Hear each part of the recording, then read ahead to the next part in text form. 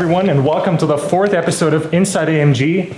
We're back in a Falterbach right now. First order of the day is going to be to pick up the car for today's shoot. So right now we're in the workshop where the cars get prepared for our customers to be picked up. So today, obviously, that's going to be a GLC 63, a nice GTR over here. But our car for today is going to be the C63 S Coupe.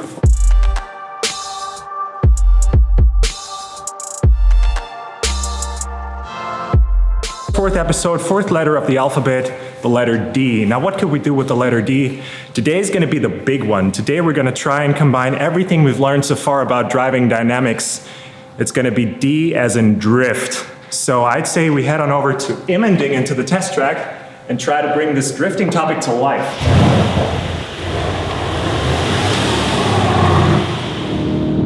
Rear-wheel drive, high-performance car, perfect tool for today's video. We're gonna drift through Immendingen all day long, and as usual, I'm not gonna be alone on this one. There's another engineering expert from a Falterbach with me there who's gonna teach me all about drifting, and at the end of the day, we're gonna see what he's taught me and who can perform the better, the longer, the more beautiful drift. You guys are gonna be the judges, so you can decide in the comment section below who you thought performed the better drift.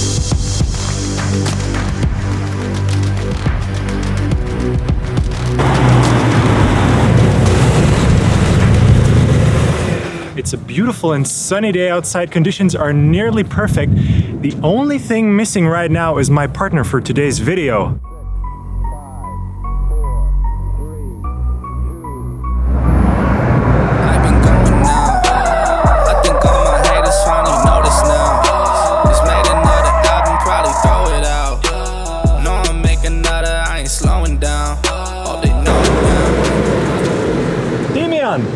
Hallo Felix. Ich grüße dich. Grüßer Kerl, ey. Du kommst hier standesgemäß an. Ich habe nichts anderes erwartet. Ja. Du hast mir jetzt ja hier einen Allradler mitgebracht.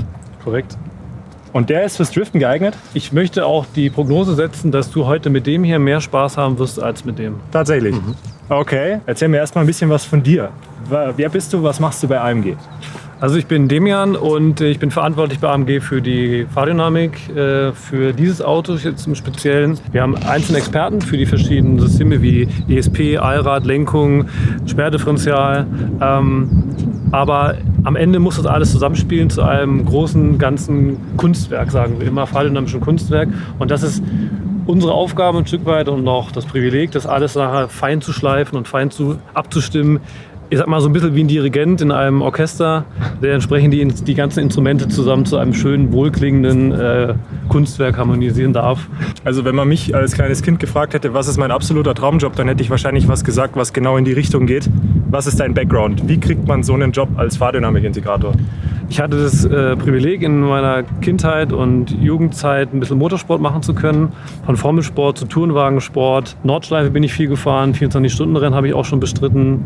Konnte auch einmal einen Klassensieg einfahren. Aber ich habe parallel mein Studium weiter vorangetrieben, dass ich natürlich beide Seiten unter einen Hut bringen kann. Einmal die motorsportliche Komponente, das Fahrdynamische, aber eben auch das Ingenieurstechnische. Und am Ende ist jetzt im Prinzip der Job da rausgekommen und für mich ist es mein Traumjob. Das glaube ich dir aufs Wort. Zurück zum Thema Driften. Als Rennfahrer bist du ja wahrscheinlich eher nicht so interessiert dran zu driften. Bist ja eher Driftverhinderer, ne? Weil Driften kostet Zeit. Aber du sagst, du kannst mir trotzdem hier ein bisschen die Tricks und Kniffe beibringen, wie man ein Auto gut quertreibt? Ja, ein Drift ist natürlich immer das, was man eigentlich verhindert, wenn man entsprechend eine schnelle Rundenzeit fahren möchte. Und von daher musst du ein bisschen die Systeme überlisten. Unser Allrad, unser Firmatic Plus, ist ja ein variabler Allrad. Das heißt, im Normalmodus, wenn du mit dem Normal fährst, hast du immer eigentlich die optimale Traktion. Wenn wir merken, dass die Hinterachse ein bisschen wegrutscht, dann schieben wir den Allrad nach vorne und geben dem Auto wieder Stabilität. Du kannst aber auch durch einen beherzten Gastritt das Auto einfach zum Übersteuern bringen, Power Oversteer, und kannst wunderbar mit dem Formatic Plus driften. Fängt mich da das ESP irgendwann wieder ein? Muss ich da irgendwas einstellen im Auto? Du musst auf jeden Fall im ESP Off unterwegs sein, weil sonst wird es direkt unterbunden. Aber das Schöne ist eben, wenn du da mal ein bisschen zu viel Driftwinkel hast, kannst du einfach durch massives Gas geben, das Auto wieder gerade ziehen, weil der Allrad es eben merkt und nach vorne schiebt. Und dann wieder durchs Vollgas gehen, kriegst du wieder zurück und kannst wunderbar mit dem Gas den Driftwinkel einstellen. Jetzt verstehe ich auch, was du meinst, weil mit dem reinen Hecktriebler, wenn ich es da übertreibe, dann drehe ich mich halt ganz einfach. Ich habe ja natürlich keinerlei Fangnetz sozusagen mit Antriebskraft, die auf die Vorderräder übertragen werden kann, um mich da wieder aus der Bredouille rauszumanövrieren. Ich muss ganz ehrlich gestehen, ich habe nicht so wahnsinnig viel Erfahrung auf dem Gebiet. Ein bisschen kann ich es natürlich schon, habe es schon das eine oder andere Mal ausprobiert, aber ich bin trotzdem sehr gespannt, was ich heute noch dazulernen kann. Meine Challenge des Tages ist ja, dass ich einen möglichst schönen Drift hier auf den wunderbaren, tollen Asphalt hier in Immendingen brenne. Nach Möglichkeit vielleicht sogar einen, der noch schöner ist als der von dir. Ich würde sagen, wir haben jetzt genug drüber geredet. Jetzt springen wir erstmal ins Auto und dann lasse ich mir noch ein paar Sachen zeigen von dir. Alles klar, let's go.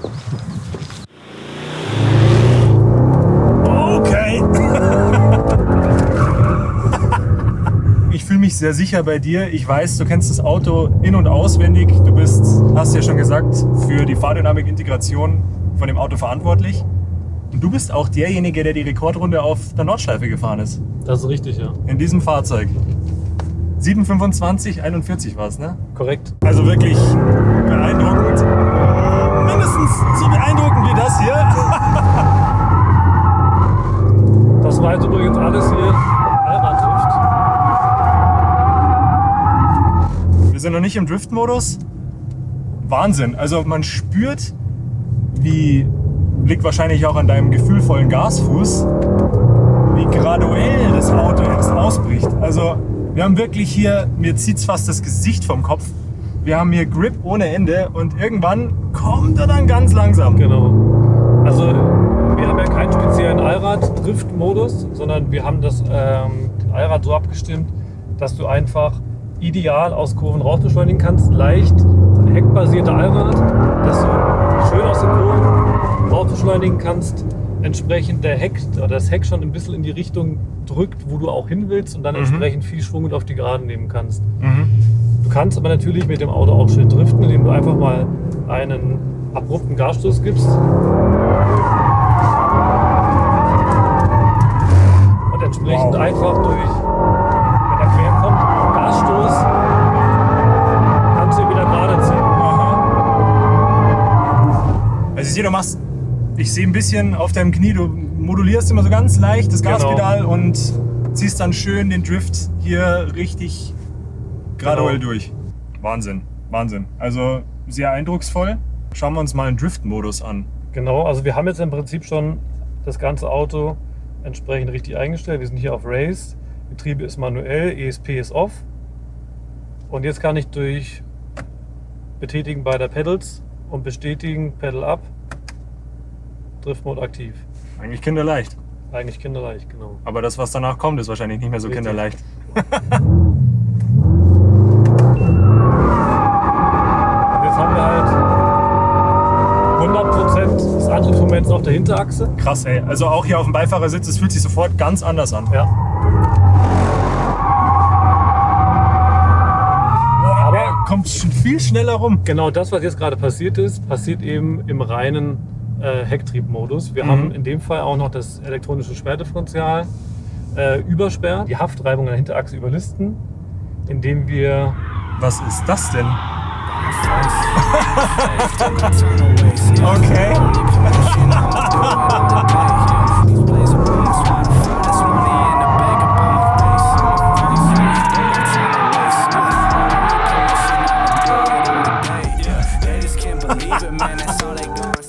Zu dem gehen wir mal raus. Auf jeden Fall.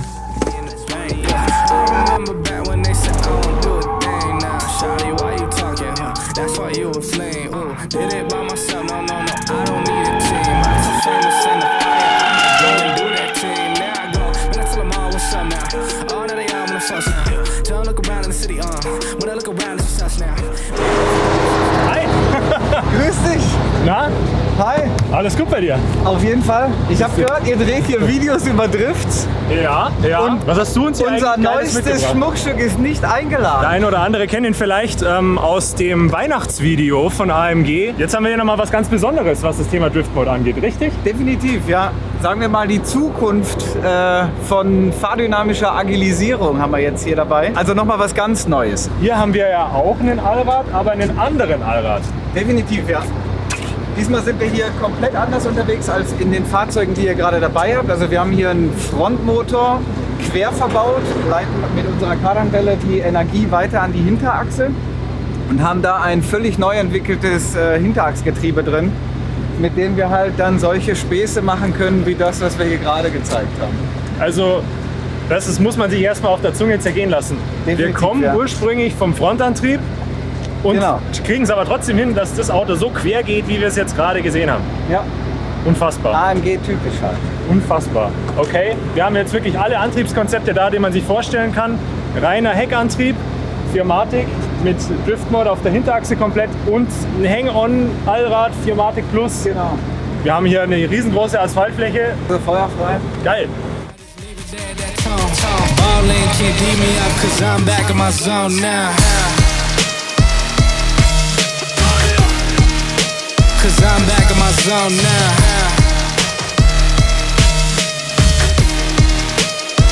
Back in my zone now. Ballin' can't beat me up 'cause I'm back in my zone now.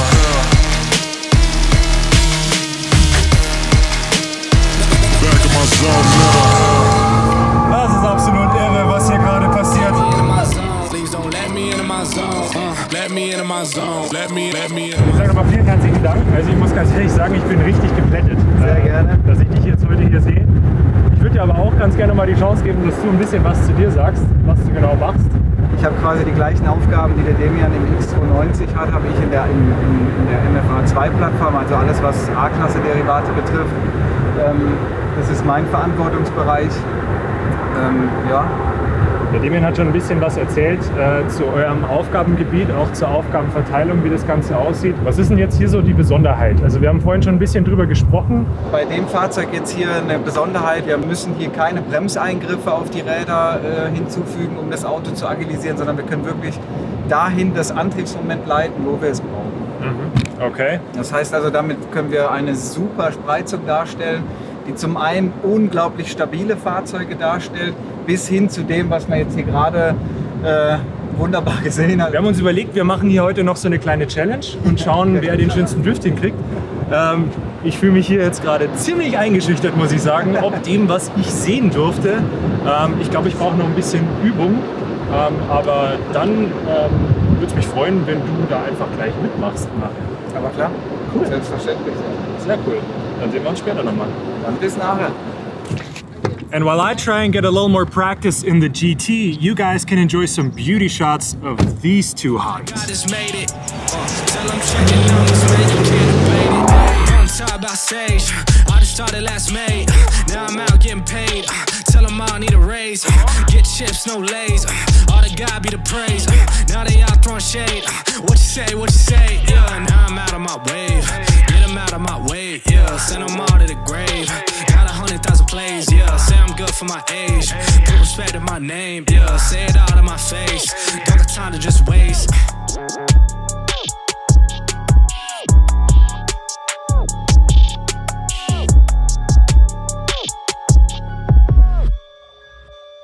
Ich würde sagen, jetzt ist es Challenge Time Okay.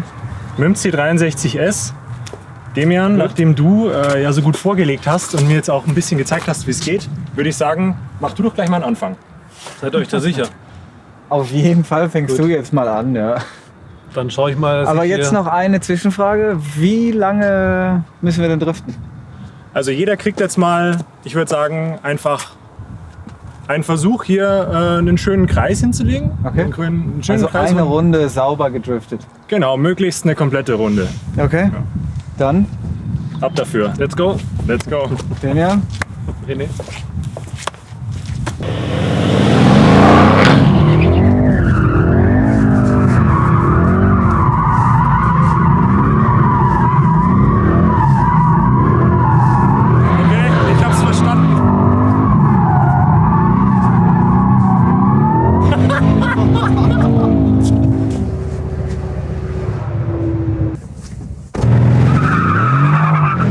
Dann schauen wir mal, wie dein Coaching gelaufen ist. Ich bin sehr gespannt.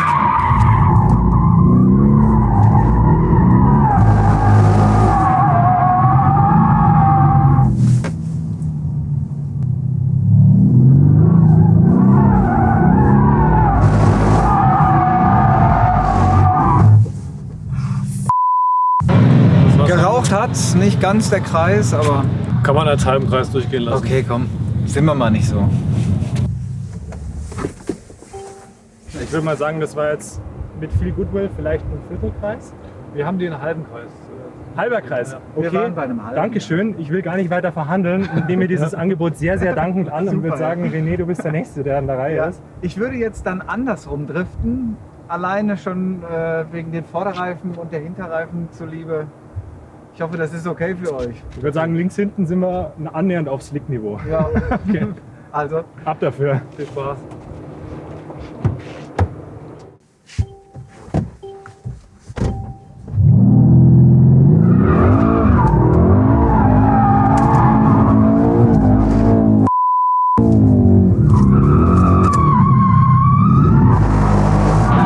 Okay, René fährt sich erstmal warm.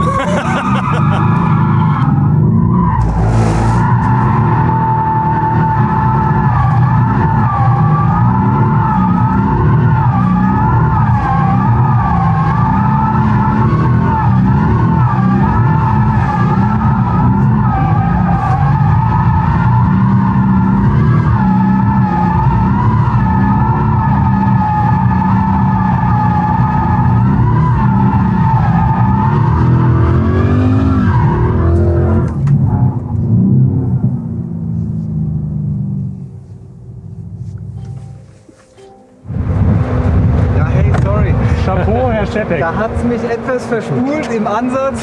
Schön, dass du Ich auch hoffe, sagst. ich habe es hinten raus wieder gut gemacht. Entschuldigt. Ich würde sagen, das wird eine richtig knappe Kiste. Also zwischen euch beiden wird es eine knappe Kiste. Ich würde mich da jetzt mal bewusst rausnehmen. So there you have it, folks. There's a lot more to it than you think at first. Drifting isn't just always drifting. It also depends on your mode of propulsion. Is it 4MATIC? Is it rear-wheel drive? Also, 4MATIC isn't just always 4MATIC. There's different kinds of 4MATIC. You can have one that is more about the rear axle. You can have a 4MATIC that is actually coming from the front axle. All that affects drifting. And what we've also learned, one afternoon certainly isn't enough to know how to really drift. But now it's up to you. You can decide which drift you like best. Comment below. Also, if you haven't already, subscribe. Click the little bell icon next to the subscribe button so you get notified whenever we upload a new video. And of course, as always, comment your wishes below. Say what you would like us to shoot next. Until the next one, bye.